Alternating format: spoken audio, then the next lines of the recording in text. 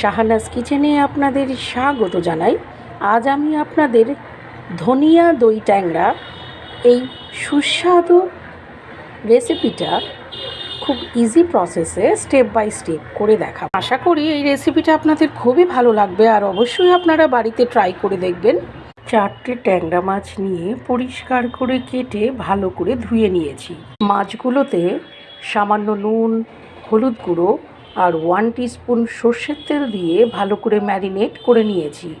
Marinated মাছ minimum 10 থেকে 15 মিনিটের জন্য রেখে হাফ আটি ধনে পাতা, 50 গ্রাম টক দই, 4টে বড় কাঁচা লঙ্কা আর 1 টিস্পুন নুন দিয়ে একটা পেস্ট বানিয়ে নিচ্ছি। 1 টেবিল স্পুন সর্ষের তেল ভালো করে গরম করে নিয়ে ফোড়নের জন্য 1 টিস্পুন কালো জিরে আর একটা ছিঁড়ে রাখা কাঁচা লঙ্কা দিয়ে দিলাম।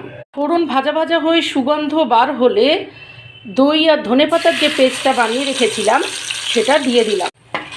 গ্যাসের ফ্লেম লোতে রেখে 1.5 থেকে 2 মিনিট ভালোভাবে কষিয়ে নেব। ম্যারিনেটেড মাছগুলো এবার দিয়ে দেব।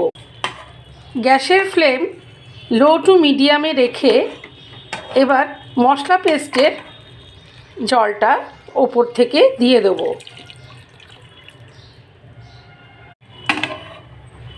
যা গরম পড়ছে বন্ধুরা, এইভাবে ধনেপাতা বাটা আর টক দই দিয়ে ট্যাংরা মাছের পাতলা ঝোল করে দেখবেন, দারুণ সুস্বাদু লাগবে।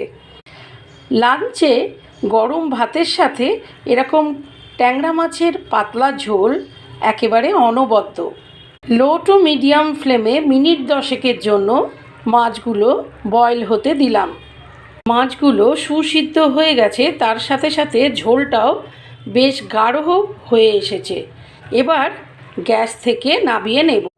আমার এই রেসিপিটা আপনাদের ভালো লেগে থাকলে আমার চ্যানেলটিকে অবশ্যই নতুন বন্ধুরা সাবস্ক্রাইব করে দেবেন পরবর্তী রান্নাগুলো পাবার জন্য। আর লাইক, কমেন্ট, শেয়ার, সাপোর্ট করে সকল বন্ধুরা আমার পাশে অবশ্যই থাকবেন।